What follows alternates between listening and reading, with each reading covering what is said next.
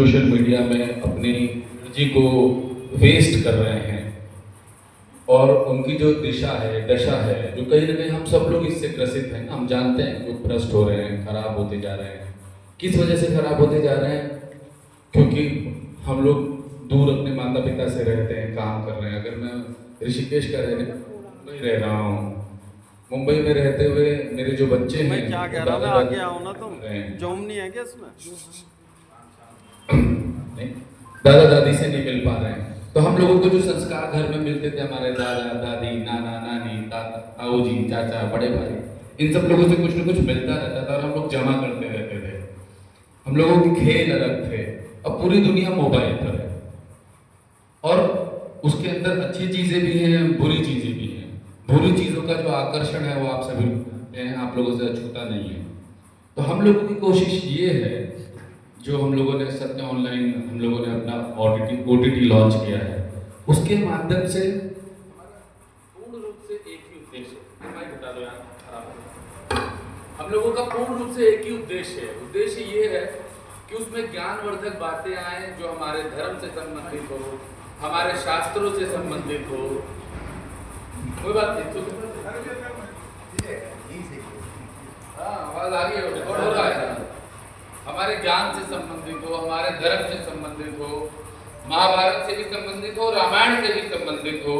हम लोग राम के बारे में भी जाने, हम लोग प्रभु श्री कृष्ण जी के बारे में भी जाने, हम लोग द्रौपदी के बारे में भी जाने, हम लोग अर्जुन के बारे में भी जाने, हम बजरंग बली के बारे में भी जाने, हम हमारे यहाँ के साधु सन्यासियों के बारे में भी जाने। अगर 10 में से 9 लोगों से अगर मैं पूछ दूं, और उसमें मैं भी हूँ बहुत बहुत, कि महामंडलेश्वर और पीठाधीश्वर में अंतर क्या है, तो शायद हम नहीं बता पाएंगे। बहुत सारे लोग नहीं बता पाएंगे और आज की जो जनरेशन है वो तो बिल्कुल नहीं बता पाएगी। महंत कौन होते हैं, आश्रम किसे कहते हैं, मंदिर किसे कहते हैं, पूजा कहाँ करनी चाहिए, कहाँ नहीं करनी चाहिए, ऐसे बहुत सारी बातें हैं, अनगिनत बातें हैं जिनसे हम लोग, हमारी जो जमीनी बातें, उनसे अछूते रह चुके हैं। परिषद के माननीय राष्ट्रीय अध्यक्ष परम पूज्य महामंडलेश्वर महेशानंद गिरी जी, सनातन रक्षक परिषद के महासचिव आचार्य जी, हमारे पूज्य निर्मल दास जी, राष्ट्रीय सचिव, और अभी जिनका वक्तव्य आप सुन रहे थे, हमारे राष्ट्रीय महामंत्री संगठन, सभी पत्रकार बंधुओं, बहुत सारी आजकल चीज़ें इतनी तेज गति से बदल रही है।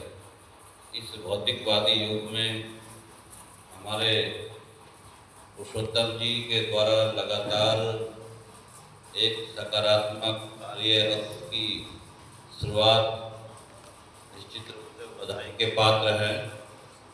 वो लगातार हरिद्वार में मैं देखता हूँ, कई बार उनका इतना आग्रह होता है कि हम अपने कार्यक्रम भी छोड़कर इनके कार्यक्रम में इसलिए आते हैं क्योंकि वो सनातन के लिए उनके हृदय में एक वेदना है। वो चाहते हैं कि सनातन के लिए मैं कुछ अच्छा करूं और लगातार उसका प्रयास भी करते हैं और अनेकों कार्यक्रम भी होते हैं। आज ये बहुत अच्छी पहल है, सनातन रक्षक परिषद और सत्य ऑनलाइन के द्वारा कौन बनेगा करोड़पति की तर्ज पर, क्योंकि हम जो करना चाहते हैं उसमें सनातन का जो आज हम देखते हैं कि इस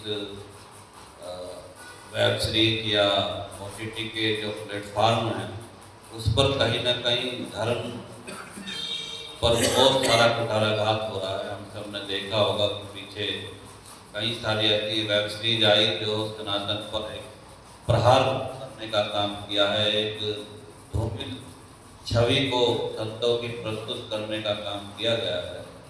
ये एक सोची समझी षड्यंत्र है और ये विश्वव्यापी एक बहुत बड़ा षड्यंत्र सनातन के खिलाफ चल रहा है। हम सब देखते हैं कि जो फिल्में बनती हैं उनका निर्माण करने वाले लोग हैं, इसमें देखेंगे कि जो साधु संत होंगे वो बहुत बड़े खलनायक के रूप में दिखाए जाएंगे, मंदिर का जो पुजारी और जो पादरी है वो बहुत सज्जन दिखा दिए जाएंगे। और उसमें आप लोग जब ध्यान से कई सारी पिक्चरें देखते हैं तो ठाकुर साहब, चौधरी साहब वो गुंडे होंगे उसमें। तो ये जानबूझ के समाज में एक विभेद पैदा कैसे हो, ये आपस में जानबूझ के करने का एक कुचक्र चला आ रहा है। इस कुचक्र को वास्तव में तोड़ना चाहिए। और हम सब लोग, क्योंकि पहले कोई माध्यम नहीं था, मीडिया भी हम लोगों के पास नहीं आती थी, तो अब मीडिया भी आती है और हमारे सत्य ऑनलाइन भी बना दिया है पुरुषोत्तम जी ने। और अब घर घर हर व्यक्ति के हाथ में मीडिया है, यूट्यूब चैनल है, यूट्यूबर है और अनेकों ऐसे प्लेटफॉर्म्स हैं जिससे अपनी बात हम पूरे विश्व में पहुंचा सकते हैं। क्योंकि हम जो सनातनी हैं वास्तव में बहुत ही सहिष्णु हैं और दुख सहने की, कष्ट सहने की हम सबको आदत पड़ चुकी है। क्योंकि लगातार 1000 वर्ष तक तो यहाँ विदेशी आक्रांताओं ने शासन किया, 200-250 वर्ष अंग्रेजों ने शोषण किया। तो एक शोषण की एक परंपरा यहाँ चली है, तो इतना शोषण हो गया है कि हमारे मन मस्तिष्क में या हमारा जो जीवन है उस जीवन में फिल्मों का बहुत बड़ा आधार हो गया। हमारे जो रोल मॉडल हैं वो कौन है? वो फिल्मों के हीरो हैं। ये दुर्भाग्य है देश का कि देश के रोल मॉडल ना तो आदि गुरु शंकराचार्य हैं, ना निम्बार्काचार्य हैं, ना मध्वाचार्य हैं, ना इस देश के महापुरुष जिन्होंने इस देश की स्वतंत्रता के लिए काम किया, जिन्होंने आज़ादी दिलवाई, इतने बड़े वैज्ञानिक हमारे जिन्होंने बहुत सारी चीज़ें हमें दी, वो कोई हमारे रोल मॉडल नहीं है। ये दुर्भाग्य है इस देश का।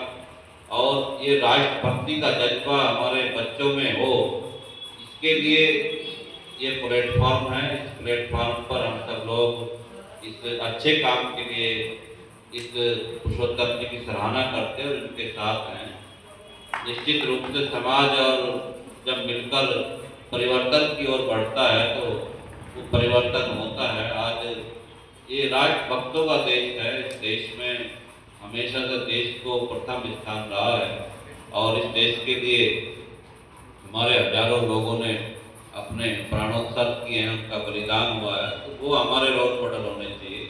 वो किसी भी मजहब संप्रदाय के हो सकते हैं। तो आज ये भी एक बहुत बड़ा मुद्दा हो गया है कि हर चश्मे को हम हिंदू, मुस्लिम या संप्रदाय से देखने लगे हैं। क्योंकि प्रतिभा देश में कहीं भी हो सकती है, वो किसी जाति, मजहब या संप्रदाय की मोहताज नहीं है। लेकिन क्योंकि ये सनातन धर्मावलंबियों का देश है, तो ये इतना सहिष्णु देश है कि यहीं सब रह सकते हैं एक साथ, बाकी विश्व में कहीं नहीं रह सकते। तो इसलिए हम सब लोग जो भी योजना बनाएं तो ऐसी बनाएं कि जो हमारी भावी पीढ़ी हैं, जो बच्चे हैं हमारे, उनके हृदय में कुछ अलग सनातन के बारे में, देश के बारे में, राष्ट्र के बारे में, क्योंकि जो हम उनको परोसेंगे वही उनके जीवन में आगे जाकर काम आएगा। तो ये हम सब का दायित्व है। मैं पूज्य स्वामी महेशानंद जी का भी बहुत आभार व्यक्त करता हूँ कि इतना नवरात्र के इस समय में समय निकाल कर आप आए। हमारे मुंबई से मनमोहन जी जो दिन रात इस काम के लिए अग्रसर रहते हैं, और हमारे संत निर्मल दास जी, हमारे सभी पत्रकार बंधु जो कि बहुत वरिष्ठ हैं और समाज को एक दर्पण दिखाने का काम करते हैं, हमारे लव जी, हमारे शर्मा जी, जोगेंद्र मावी जी, हमारे क्या नाम तनवीर जी, तो ये सब लोग इस हरिद्वार की एक धरोहर है हमारे लिए, समाज का। कितने बच्चे इसके अंदर लिए जाएंगे और कैसे रहेगा, प्रारूप क्या रहेगा इसमें? कौन बनेगा करोड़पति, एक सिस्टम आपने देखा होगा, उसी सिस्टम के तर्ज पर इसे चलाया जाएगा। और उसमें 5 या 10 बच्चों की प्रतियोगिता हुआ करेगी उससे पूछेगा और जो उनमें श्रेष्ठ होगा उसको पुरस्कृत किया जाएगा।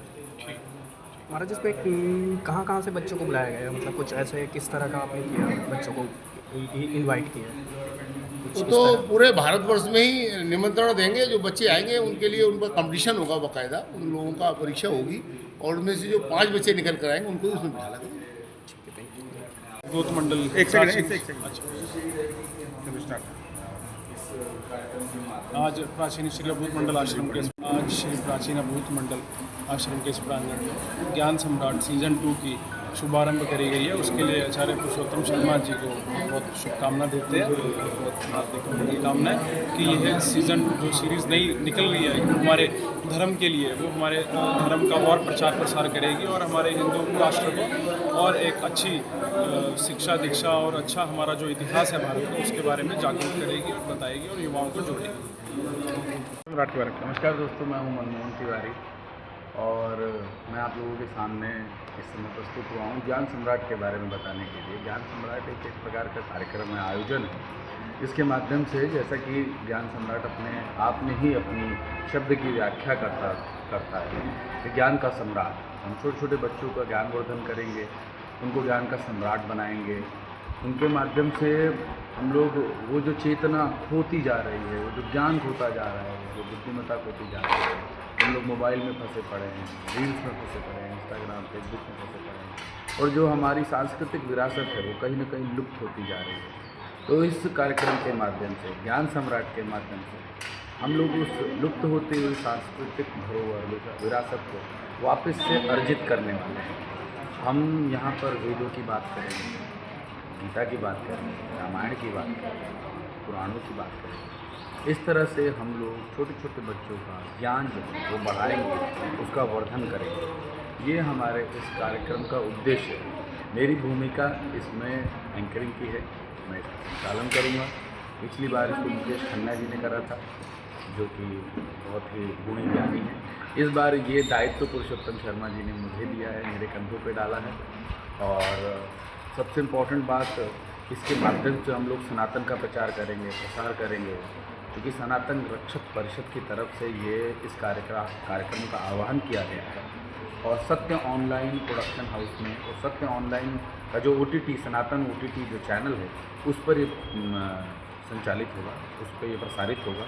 तो मैं सभी से विनती करूँगा कि अपने अपने बच्चों को इस कार्यक्रम से जोड़ें, सनातन से जोड़ें और ज्ञान सम्राट में उनको सम्राट बनाने की जो प्रक्रिया है, जो प्रोसेस है, उसमें आप भी भागीदार बने और अपने बच्चों को भी सिखाएं। ऑडिशन प्रोसेस कैसे रहेगा? ऑडिशन प्रोसेस बहुत सरल है। हम लोग जगह जगह पर जाएंगे और वहाँ पर हम लोग प्रचारित करेंगे, प्रसारित करेंगे, ऑडिशन की डेट बताएंगे, समय बताएंगे। उस समय पर बच्चों को वहाँ पर इकट्ठा होना है, आना है। हम लोग वहाँ पर बच्चों का ऑडिशन लेंगे और उस तरह से हम लोग जगह जगह से संपूर्ण भारत से बच्चे इकट्ठा करेंगे। हम लोगों का उद्देश्य है कि कम से कम 10 लाख 20 लाख परिवार हमसे जुड़े ताकि ज़्यादा से ज़्यादा बच्चों का ज्ञान वर्धन हो। हाँ, जैसा कि आप जानते हैं कि आज हमारा अपना रियलिटी शो कौन बनेगा ज्ञान सम्राट सीजन 2 शुरू होने जा रहा है। ये एक ऐसा कार्यक्रम है जो लगातार युवा और बाल प्रतिभाओं को आगे बढ़ाने का प्रयास करा। 2010 में हमने प्रयास किया था कौन बनेगा ज्ञान सम्राट सीजन 1 का, जिसमें प्रसिद्ध अभिनेता यानी कि बच्चों के प्यारे शक्तिमान ने इस कार्यक्रम को होस्ट किया था। अब 12 साल बाद कौन बनेगा ज्ञान सम्राट सीजन 2 की शुरुआत हुई और अब इस कार्यक्रम को होस्ट करेंगे प्रसिद्ध अभिनेता मनमोहन तिवारी। मैं बता दूं कि ज्ञान सम्राट का आज तीर्थ नगरी हरिद्वार से आगाज हुआ, अवधूत मंडल आश्रम से। परम पूज्य रूपेंद्र प्रकाश जी महामंडलेश्वर रहे, हमारे राष्ट्रीय अध्यक्ष महामंडलेश्वर स्वामी महेशानंद जी रहे। अब यह शो बता देता हूँ इस शो के बारे में। ये शो में 5वीं से लेकर 9वीं तक के बच्चे पार्टिसिपेट करेंगे और पूरे देश में ऑडिशन होंगे। और सबसे पहला ऑडिशन तीर्थ नगरी से आज इसका आगाज हुआ है, तो इसका ऑडिशन हरिद्वार में अप्रैल माह में किया जाएगा। ये शो युवाओं को आगे बढ़ाने के लिए सबसे बड़ा ये क्विज कंपटीशन है। जैसे आप ज्ञान सम्राट पहले देखा उसी तरह से करोड़पति की तरह कंपटीशन है। इसमें धीरे धीरे बच्चे छटनी होके जाएंगे और देश का पहला ज्ञान सम्राट निकलेगा। 100 शहरों में हमारा टारगेट है 10 लाख से ज़्यादा बच्चे इस कार्यक्रम में सम्मिलित हों और ज्ञान सम्राट बने। और जो बच्चा विजेता होगा उसको 1 लाख रुपए का नगद पुरस्कार दिया जाएगा। हाँ, अब आपको चैनल ढूंढने की जरूरत नहीं, ये पूरा कार्यक्रम हमारे OTT प्लेटफॉर्म सनातन OTT पर अवेलेबल रहेगा। आप सनातन OTT को अपने प्ले स्टोर पर जाके डाउनलोड कर सकते हैं, पूरा शो रहेगा। और साथ ही हमेशा इस शो के माध्यम से युवाओं को आगे बढ़ने का मौका मिलेगा, बाल प्रतिभाएं आगे बढ़ेगी। युग सनातन का है, बात सनातन की है, तो आपके छोटे छोटे से बच्चे ज्ञान को सीखेंगे। ज्ञान यानी कि राम क्या थे, राम के पिता क्या थे, गीता क्या है, रामायण क्या है, भागवत क्या है, इस सब की शिक्षा मिलेगी सिर्फ कौन बनेगा ज्ञान सम्राट सीजन 2 में। तो मैं आह्वान करता हूं, बहुत जल्द हम हरिद्वार में ऑडिशन शुरू करेंगे और इस ऑडिशन में आप अपने बच्चे को लाएं, ज्ञान की शिक्षा दें और साथ ही जो इसका प्रमाण पत्र मिलेगा उसके भविष्य में काम आएगा कि आपके बच्चे ने कौन बनेगा ज्ञान सम्राट सीजन 2 में भाग लिया था।